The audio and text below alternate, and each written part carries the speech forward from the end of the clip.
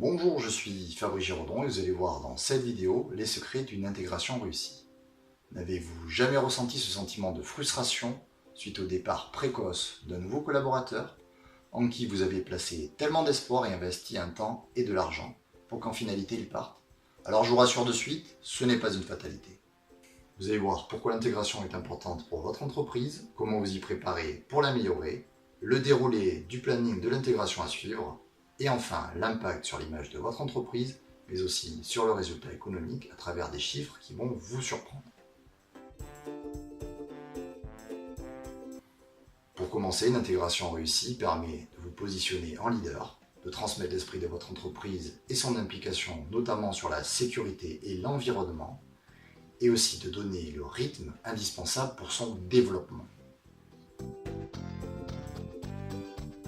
Et comme tout projet, cela se prépare. Vous allez devoir vous projeter dans cette première journée et faire en sorte que celle-ci marque son esprit. Pour cela, il faut vérifier que le parcours d'intégration corresponde au poste de votre futur collaborateur et qu'il soit adapté à son niveau. Sélectionnez ensuite le bon tuteur qui sera votre relais. Pour cela, il faut qu'il soit naturellement volontaire, pédagogue, qu'il ait de l'expérience sur le poste et qu'il soit organisé afin qu'il puisse l'accompagner correctement.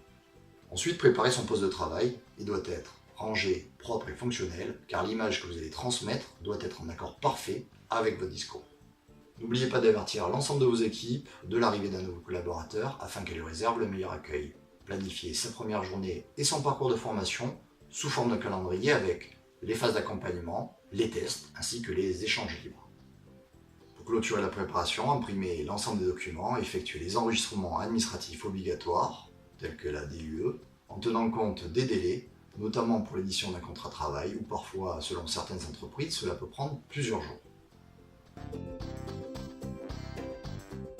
Vous êtes enfin au jour J, vous commencerez bien évidemment par un mot de bienvenue ou un petit déjeuner d'accueil pour déstresser votre futur salarié. Puis vous présenterez l'entreprise ainsi que son histoire, incluant l'accueil sécurité ainsi que la remise d'un livret.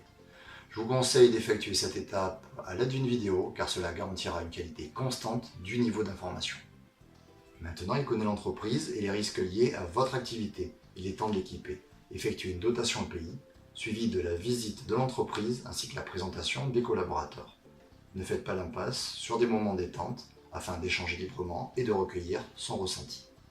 Avant-dernier point, la mise en situation sur le poste de travail. Vous rappelez en priorité les risques liés au poste, la fonction et l'importance du poste au sein de l'entreprise, afin qu'il intègre pourquoi il effectue cette mission, et la transmission de la méthodologie de travail, ainsi que les bonnes pratiques. Le point final sera la vérification des connaissances acquises à travers un QCM. Cela vous permettra d'adapter votre calendrier d'accompagnement en fonction des résultats. Finissez cette journée par un échange pour recueillir une fois de plus son ressenti. Selon certaines missions, l'accompagnement peut être plus ou moins long, mais gardez en tête les chiffres suivants. Plus de 30% des CDI sont rompus avant la première année, avec un coût qui peut atteindre 3,2% de votre résultat. C'est considérable. Je ne parle même pas de l'image d'instabilité que cela véhicule auprès de vos clients et de vos prospects.